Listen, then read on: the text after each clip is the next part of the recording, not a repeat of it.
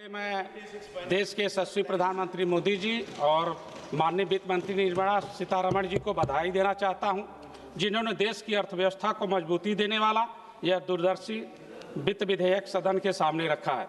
अध्यक्ष महोदय, वित्त विधेयक केवल करों का प्रावधान नहीं होता है, बल्कि सरकार की प्रतिबद्धता, जनता के प्रति जवाबदेही और देश की आर्थिक दिशा तय करने वाला महत्वपूर्ण दस्तावेज होता है। अध्यक्ष महोदय, वित्त विधेयक यह तय करता है कि कर प्रणाली कितनी सरल होगी और राजस्व कितना आएगा, और जो बढ़ा हुआ राजस्व जब आएगा तो गरीब के कल्याण के लिए कैसे विकास होगा और देश का कैसे विकास होगा।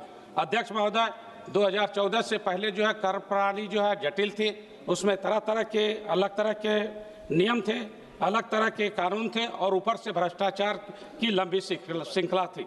लेकिन हमारे अध्यक्ष महोदय, व्यापारी परेशान था, उद्योगपति परेशान था, यहाँ तक कि आम जनता भी परेशान थी।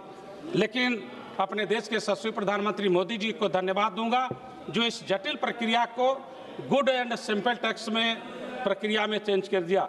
जीएसटी का शासी निर्णय 2027 को जीएसटी लागू किया। आज पूरा देश one tax one nation one market लागू हो गई और यह व्यवस्था जो है व्यापारियों के लिए आसान हो गई। अध्यक्ष महोदय, जब जीएसटी लागू हुई तो हमारे देश में जो है 22.08 लाख करोड़ का कलेक्शन हुआ, जो अब तक का सबसे ज़्यादा कलेक्शन हुआ। यही नहीं अध्यक्ष महोदय, घरेलू मासिक बचत की 4% की जो है बचत भी। माननीय अध्यक्ष महोदय, माननीय मोदी जी जब पहली बार देश की कमान संभाले तो ये देश की दशा और दिशा ठीक नहीं थी और देश को आगे ले जाना बहुत मुश्किल था। लेकिन कहा गया है कि वह पथ क्या पथी कुशलता का, जिस पथ पे विषय शून्य न हो, नाविक की धैर्य कुशलता क्या, जो धाराओं के प्रतिकूल न हो, धाराओं के प्रतिकूल न हो। लेकिन अध्यक्ष महोदय, हमारी अर्थव्यवस्था जो है फ्रेजाइल 5 देशों के में आती थी, लेकिन एक तपस्वी का संकल्प जब राष्ट्र की शक्ति बन जाता है तब इतिहास लिखा जाता है, और वो इतिहास लिखने का काम हमारे देश के यशस्वी प्रधानमंत्री मोदी जी ने किया।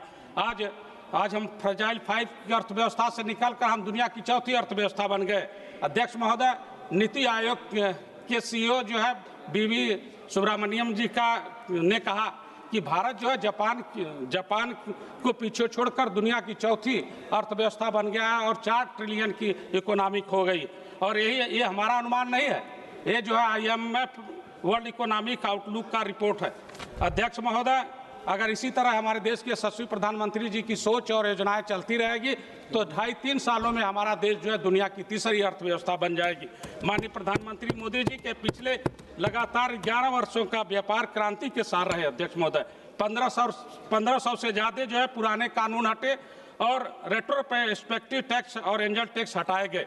अध्यक्ष महोदय, कारपेट टैक्स में भी छूट है, जहाँ कारपेट टैक्स में इतने ज़्यादा लगते थे उसमें 15% कर दिया गया।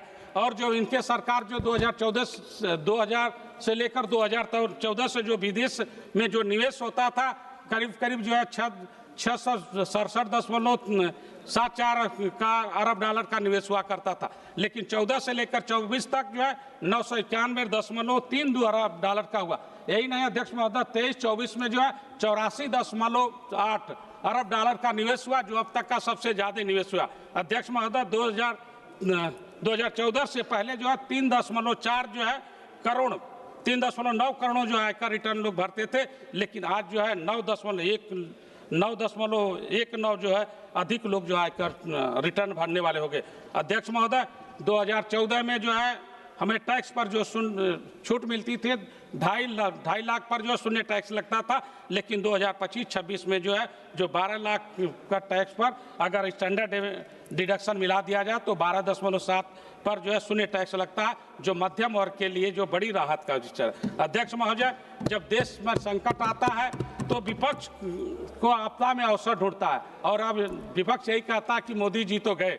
लेकिन मैं अपने देश के यशस्वी प्रधानमंत्री मोदी जी को धन्यवाद दूंगा कि उन्होंने विपत्ति के समय भी, कोरोना काल के समय में भी 29.8 लाख करोड़ के आत्मनिर्भर भारत पैकेज और 3.8 लाख करोड़ जो है ECGS स्कीम माने इमरजेंसी क्रेडिट लाइन स्कीम के ने 1 करोड़ से ज़्यादा उद्योग धंधों को, एमएसएमई को बंद होने से बचाया और 1.5 लाख लोगों को बेरोजगार होने से बचाया। अध्यक्ष महोदय, पहली बार मिला है कम से कम तो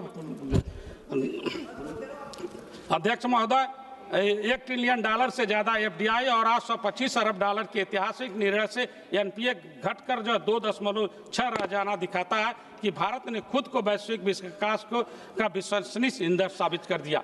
आज पूरे विश्व ने कि उद्योग और प्रोफेशनल भारत में आकर निवेश कर रहे हैं, क्योंकि मोदी सरकार ने उद्योग क्षेत्र को आर्थिक क्रांति का चालक बनाया और पीएलआई योजना और एमएसएमई सहायता जैसे फैसलों ने 1.6 लाख करोड़ के रुपए का निवेश आया और 11.5 लाख से ज्यादा नौकरियां सृजित हुई और निर्यात से बढ़कर 5.3 लाख करोड़ हो गया। अध्यक्ष महोदय, मोदी सरकार ने नया भारत डिजिटल डिवाइस से निकलकर डिजिटल डोमिनेंस की दिशा में अग्रसर होते हुए आज क्रिएटिव इकोनॉमी भी धाक जमा रही है।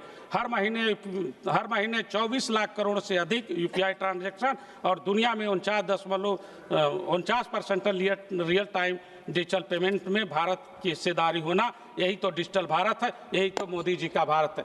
अध्यक्ष महोदय, मैं अपने क्षेत्र की समस्याओं को रखकर अपनी बात को मैं समाप्त करूंगा, क्योंकि हमारे क्षेत्र जो है कारपेट सिटी कहा जाता है, वहाँ इतने मजदूर काम करते हैं, लेकिन हमारे जिले में जो है कोई मेडिकल कॉलेज नहीं है और हंडिया पॉलिटेक्निक को अपग्रेड करके IIT कॉलेज कर दिया जाए और बहुत से कारपेट सिटी होने के बावजूद भी वहाँ कई स्टेशनों पर हमारी ट्रेनें नहीं रुकती हैं, जिससे हमारे जो है उद्योग धंधों पर तो मैं आपसे निवेदन करूंगा कि वहाँ जो है ट्रेनों का कारा हो और कई जगहों पर अंडरपास की जरूरत है। मैंने पहले भी दिया, आरओबी के लिए दिया, ककराई के दिया और आई के लिए, उसका भी निर्माण हो। बहुत बहुत धन्यवाद अध्यक्ष महोदय।